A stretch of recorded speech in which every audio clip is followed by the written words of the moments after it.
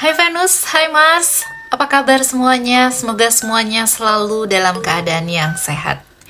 Hari ini aku akan bikin segmen baru di channel Mami Vanda, yaitu aku akan judulin Once Upon a Time. Jadi segmen baru ini akan berisi tentang cerita-cerita atau mitologi, dongeng-dongeng yang ada di masyarakat di seluruh dunia. Menarik ya? Jadi aku sendiri suka banget dengan cerita-cerita, apalagi dari tarot itu juga banyak cerita yang mendasarinya, so why not?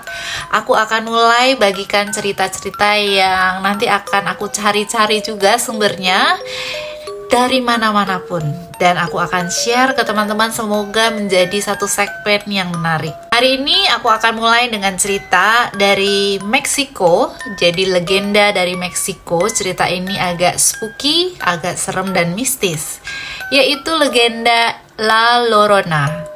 Teman-teman mungkin banyak yang sudah tahu atau udah mengetahui cerita ini, cerita yang sangat menyedihkan. Cerita yang katanya legenda, tetapi juga banyak yang bilang kalau cerita ini sebenarnya berdasarkan dari kisah nyata di Meksiko sana. Tanpa berlama-lama lagi, aku akan mulai ceritanya. Disclaimer dulu ya teman-teman, bahwa cerita yang akan aku bawakan ini aku ambil dari berbagai macam sumber. Jadi namanya juga cerita legenda, cerita mitologi, kadang ada hal-hal yang berbeda atau yang bertolak belakang atau juga yang sumbernya berbeda, sehingga kadang-kadang nama tokohnya berbeda atau bahkan jalur ceritanya jadi mungkin berbeda. Itu sangat-sangat mungkin ya, karena namanya juga cerita yang dari mulut ke mulut, turun-temurun, jadi juga sudah banyak mengalami alur perubahan cerita, sudah banyak yang menceritakan gitu ya.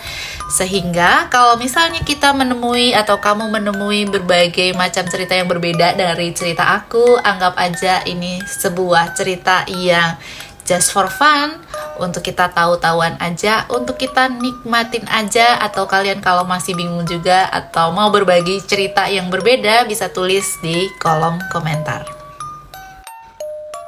La Llorona atau The Weeping Woman.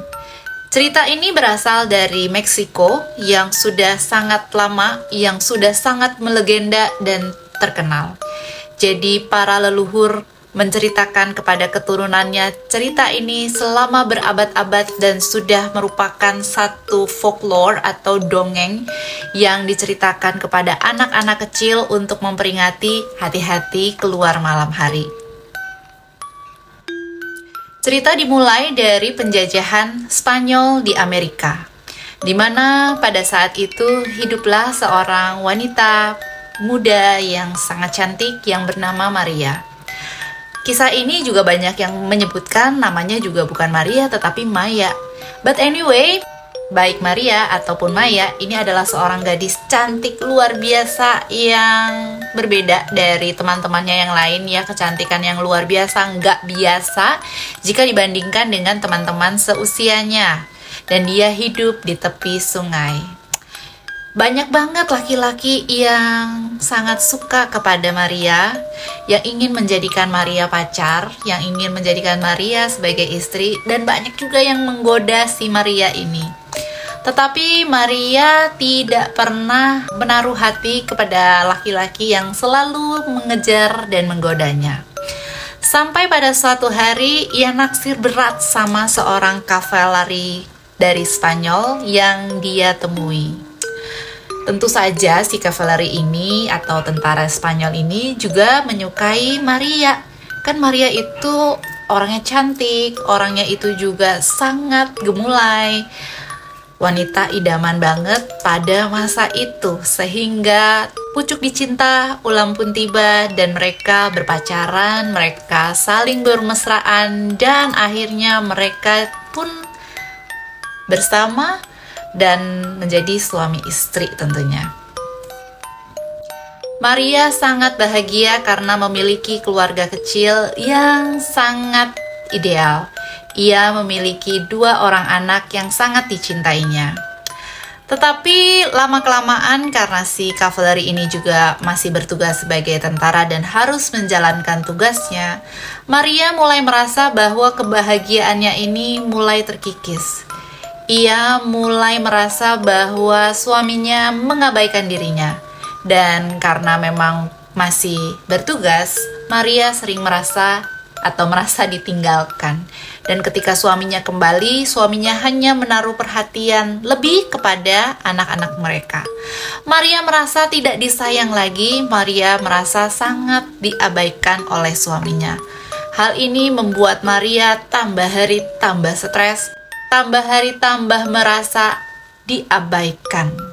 Padahal kan Maria itu cantik ya. Kalau memang ia merasa suaminya mengabaikan dirinya, kenapa dia nggak cari lagi aja kali ya? Kan toh dia cantik. Tetapi yang dilakukan Maria adalah stres berat karena suaminya itu nggak mencintai dirinya lagi. Setelah beberapa saat lamanya, Maria akhirnya menjadi sangat yakin karena akhirnya suaminya benar-benar meninggalkan dirinya, pergi bersama dengan wanita lain dan berhenti mencintainya. Pada saat itulah cerita dimulai. Maria mulai mengalami stres berat. Maria mulai mengalami kegilaan. Jiwanya terguncang dan terganggu. Pikirannya sudah tidak normal lagi. Pada suatu hari, Maria merasa bahwa anak-anaknya ini bukan hanya merupakan tanggung jawab dirinya saja. Memang ia sangat mencintai kedua anaknya. Tetapi sebenarnya anak-anaknya ini adalah juga bagian dari suaminya. Maka anak-anaknya ini harus ikut bertanggung jawab atas perbuatan ayahnya. Itulah yang dipikirkan oleh si Maria. Pada suatu malam yang gelap, dengan keadaan yang sudah cukup gila, Maria membawa kedua anaknya ke tepi sungai. Ketika itu hujan sedang deras-derasnya dan di langit Meksiko ini sangat dingin, keadaannya sangat berangin. Tetapi karena ia sudah memiliki kebencian yang mendalam pada suaminya, ia membawa kedua anaknya ini ke tepi sungai dan mendorong mereka. Ya, Maria yang merupakan ibu kandung dari anak-anak ini akhirnya tega juga untuk mendorong anak-anaknya sendiri ke dalam sungai karena ia mengalami stres luar biasa dan ia merasa bahwa suaminya harus ikut bertanggung jawab. Maka ia dorong kedua anaknya. Dan akhirnya ketika anak-anaknya itu tenggelam, anak-anaknya itu ikut arus, seketika ia juga tersadar, apa yang sedang aku lakukan ya? Kenapa aku sampai tega untuk mendorong anak-anak aku ini? Mungkin itu yang ada di dalam pikirannya si Maria. Akhirnya ia mulai mencari anak-anaknya berlari di sepanjang tepi sungai. Tetapi ya karena memang pada saat itu malam hari, gelap, dingin, dan berangin, hujan pula, anak-anaknya itu hilang, tenggelam dengan begitu cepat di sungai. Sejak saat itu, Maria yang juga sudah tidak berhubungan lagi dengan suaminya, sibuk mencari anak-anaknya. Dengan keadaan yang sangat terpukul, sangat depresi, Maria tetap berada di tepi sungai untuk mencari anak-anaknya. Ia tidak sanggup hidup dalam keadaan rasa bersalah karena sudah menyakiti anak-anaknya sendiri. Penyesalan selalu datang belakangan ya. Jadi ia mencari anaknya dan tentu saja tidak ketemu. Ia hanya bisa hidup di tepi sungai saja sambil mengais-ngais dan sudah sangat gila. Ia menolak makan, ia tidak mau kembali ke rumah, ia hanya tinggal di tepi sungai. Ia menjadi kurus, sakit-sakitan, dan akhirnya Maria tidak tertahankan lagi dan ia wafat di tepi sungai Meksiko. Dari sinilah legenda La Llorona dimulai, di mana di sini memperingati bahwa adanya hantu La Llorona yang berkeliaran. Karena masyarakat Meksiko atau Amerika Latin ini percaya bahwa Maria tidak bisa naik ke surga Maria masih berada di sekitar tepi sungai, di mana ia mengalami hukuman dari Tuhan. Dia tidak bisa ke alam baka karena dia harus mencari anak-anaknya. Kadang-kadang masyarakat Meksiko mempercayai bahwa mereka sering mendengar suara tangisan atau jeritan dari Maria yang sedang mencari anak-anaknya. Ia mencari dengan penuh kesedihan luar biasa, dengan longlongan yang luar biasa, di mana itu adalah jeritan suara ibu yang mencari anak-anaknya. Masyarakat Meksiko juga percaya kalau misalnya ada orang di tepi sungai yang mendengar jeritan dari si hantu Maria atau La Llorona ini artinya pertanda buruk atau orang yang mendengarkan ini akan menerima nasib yang buruk. Legenda ini menjadi sangat terkenal dan pesan moralnya sangat banyak ya, dimana kita harus bisa untuk ketika melakukan sesuatu dipikir-pikir dulu. Jangan kita sangat impulsif dalam melakukan sesuatu sehingga akhirnya membuat kita menyesal sendiri. Di sini juga diajarkan bagaimana anak-anak jangan keluar malam-malam ya. Kalau pesannya adalah untuk anak-anak, dimana kalau keluar malam-malam nanti ada hantu La Llorona loh. Lalu juga pesan moral lainnya adalah ketika kita ingin mencari pacar gitu, kita harus bisa untuk melihat lagi lebih dalam apakah ini sebenarnya pasangan yang akan cocok untuk aku.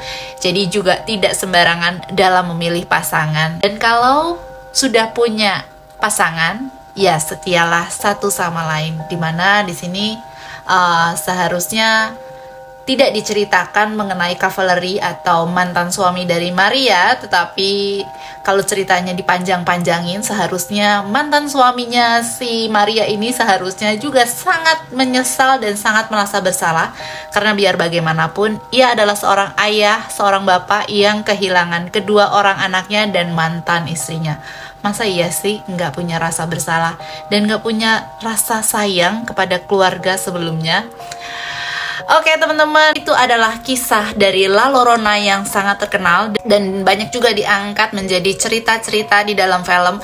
Entah itu nanti akhirnya hanya menceritakan bagian dari si La Llorona sendiri atau menjadi cerita turunan-turunannya ya. Misalnya saja ada juga cerita film yang diambil dari La Llorona, di mana ada anak-anak modern yang kemasukan hantu anak-anaknya si Maria ini.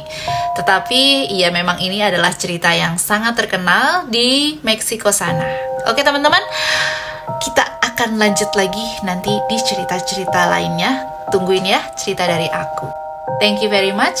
See you in my next video. Bye.